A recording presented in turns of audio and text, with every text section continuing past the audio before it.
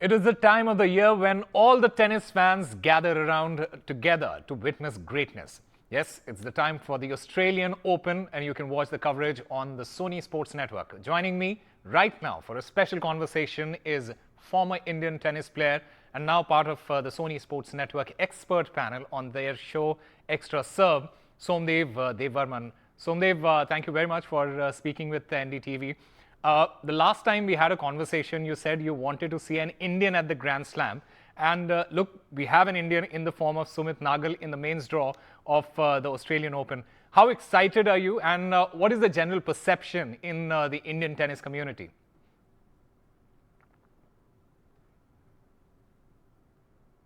Yeah, I think the Indian tennis community in general is very happy for all the efforts that Sumit has put in.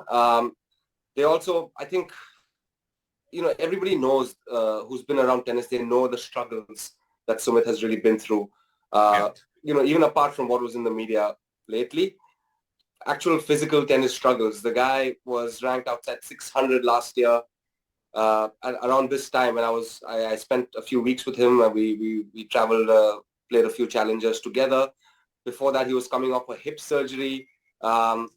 So I mean, it's been a real uphill battle for Sumit in every sense of the word. I mean, also keep in mind that he's not your modern day tennis player. He's not the guy that serves massive, and he's 6'5". So Sumit is a hard-working tennis player. And that's the way he has to earn his living, by working extremely hard. So, he's put in the work.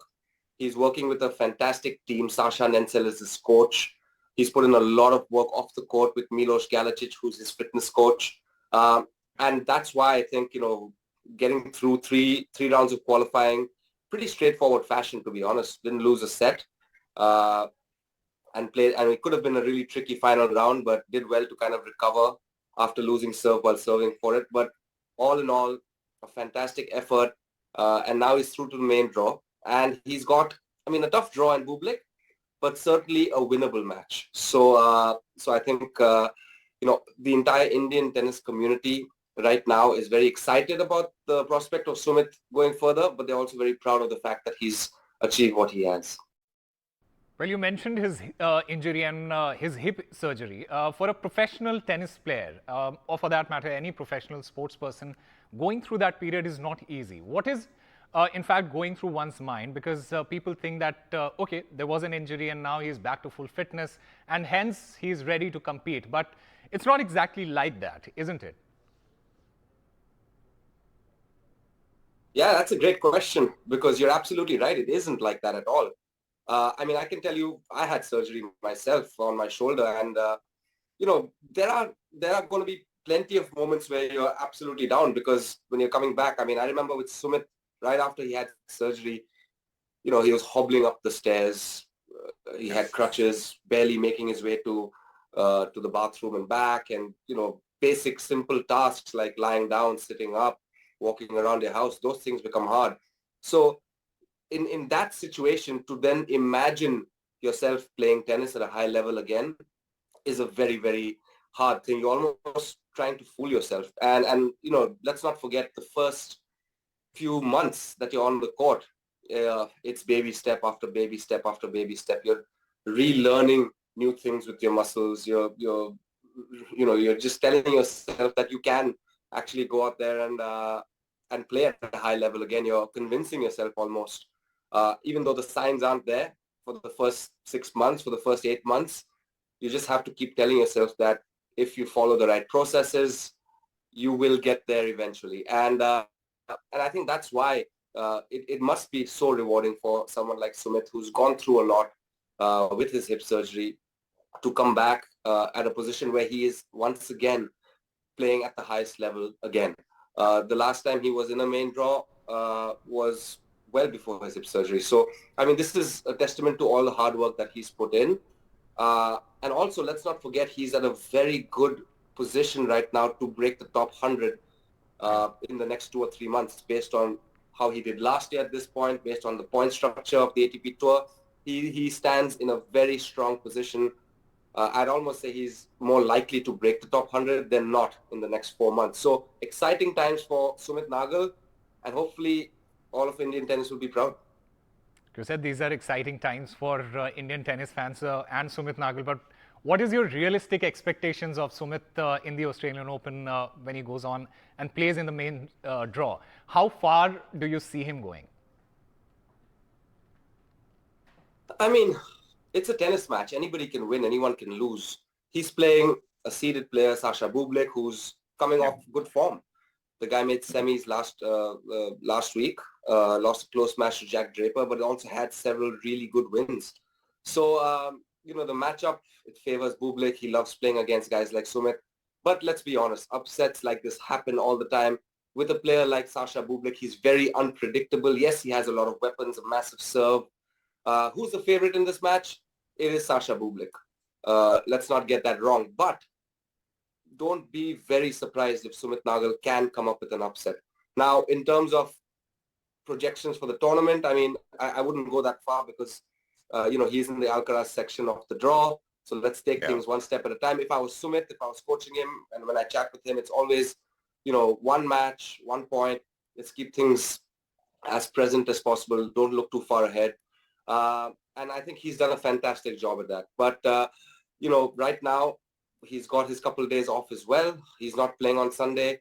So he's got his rest from the 3 matches in qualifying, which takes a toll on you physically, but more emotionally, especially for someone like Sumit coming back in this circumstance. So he'll be well rested. He would have played a few matches coming into this first round encounter against Bublik. And despite Bublik being the favorite, I think Sumit can give him a run for his money. Well, another player who people have a lot of expectations from, Novak Djokovic. I mean, he's an anomaly when you come to think about it. 24 Grand Slams. Is the number 25 incoming?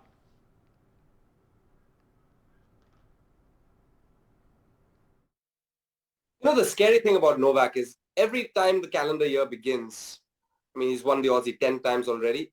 Every time he's won it, people are talking about the calendar Grand Slam. This year, they're talking about the calendar Grand Slam and the Olympics, which is the only major singles title that eludes him. And it's possible now. The Golden Slam is possible. I mean, so a lot of things are possible when it comes to Novak Djokovic. But, one thing is always certain, especially at Melbourne Park. I mean, for that matter, anywhere in the world, when Novak Djokovic takes the court, he's always the favorite, which is incredible to think about because he's 36 years old. The younger players are getting faster, they're getting stronger, people are hitting the ball harder, the sport's getting more physical. You see it in his compatriots. You see Roger had, towards the end of his career, of course, the knee surgery, which he struggled with. But then you look at Rafa and you see the problems that he's going through. And in many ways, Novak has outlasted them. And he's outplaying the next generation of players, whether it's the Medvedevs. I mean, he beat Tsitsipas in the final. He beat Medvedev in the final at the US Open. And yes, Alcaraz has gotten the better of him a couple of times. So has Jannik Sinner of late. But still, I do believe that, especially here in Melbourne Park at Rod Laver Arena, Novak Djokovic is a heavy favorite every time he steps on court. Well, Rafa Nadal, you were talking about Rafa Nadal. He had to pull out of the Australian Open this time around. Is it disappointing that he's not going to be playing at Melbourne this year? And do you feel he will be back to his best when he returns?